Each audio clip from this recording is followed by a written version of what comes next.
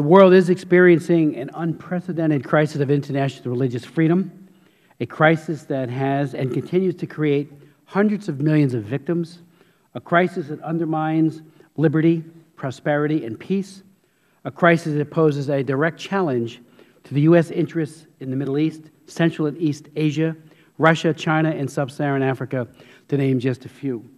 In large parts of the world, this fundamental freedom is constantly and brutally under siege. The worldwide erosion of respect for this fundamental freedom is the cause of widespread human suffering, grave injustices, refugee flows, and significant threats to peace. This Congress has heard the cries of Iraqi and Syrian Christians who face the threat of extinction, slavery, and death. We have heard about the plight of Rohingya Muslims who face attacks and such unimaginable discrimination from hardline Buddhist groups that many choose slavery elsewhere than life in Burma. We have heard about the persecution faced by Chinese Christians, Tibetan Buddhists, Uyghur Muslims, and Falun Gong at the hands of the Communist Party, suspicious of organized religion. And many of us on this subcommittee have seen firsthand the religious dividing lines in Sub-Saharan Africa that are the cause of so much death and destruction, especially by groups like Al-Shabaab and Boko Haram.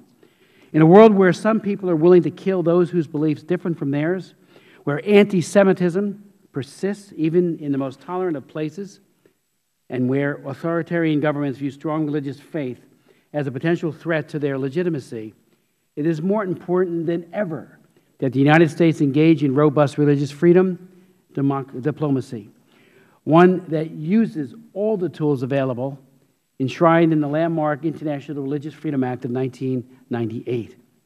The stakes are too high and the suffering too great to downplay religious freedom as a priority in U.S. foreign policy.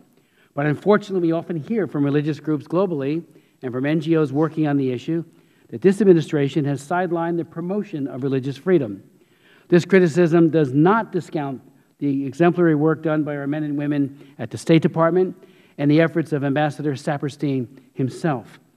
They do important and substantive work, but it seems too often that the issue is marginalized and isolated from issues of national security or economic development, even though we know from academic research that countries with the highest levels of religious freedom experience more prosperity and less terrorism.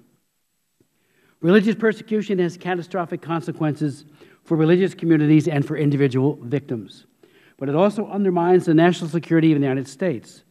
Without religious freedom, aspiring democracies will continue to face instability. Sustained economic growth will be more difficult to achieve. Obstructions will remain to the advancement of the rights of women and girls, and perhaps most urgent of all, religious terrorism will continue to be nourished and exported. The global religious freedom crisis will not disappear anytime soon.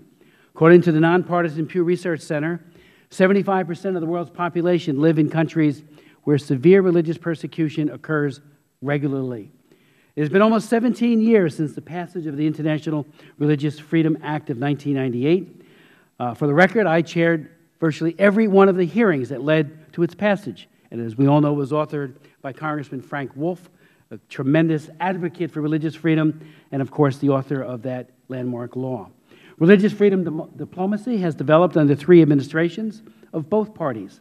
Unfortunately, the grim global realities demonstrate that our nation has had little effect on the rise of persecution and the decline of religious freedom. And it is worth asking why.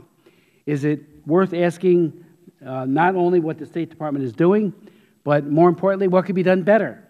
Are new tools and new ideas needed to help U.S. religious freedom diplomacy address one of the great crises of the 21st century? Does the International Religious Freedom Act of 1998 need to be upgraded to reflect 21st century realities? That is why I introduced the Frank Wolf International Religious Freedom Act of 2015. This legislation, named after the author, as I mentioned a moment ago, of the original IRFA Act, would, among other things, strengthen the role of the Ambassador at Large for Religious Freedom and the International Religious Freedom Office at State, and give more tools to the administration to address the crisis we face. Pardon me. The bill is roundly endorsed and supported by a broad, diverse array of religious freedom, civil society, and diaspora organizations. They acknowledge what too many policymakers and administrations, Republican and Democratic alike, have been unable to appreciate. America's first freedom ought to be infused at every possible level into our foreign policy. Upgrading and strengthening U.S. international religious freedom policy and further integrating it into U.S. foreign policy and national security strategy will send the clear message that the U.S. will fight for the inherent dignity of every human being and against the global problems of persecution, religious extremism, and terrorism. In so doing, we can advance the best of our values while protecting vital national interests. I'd like to yield to Mr. Cicilline for any opening comments he might have.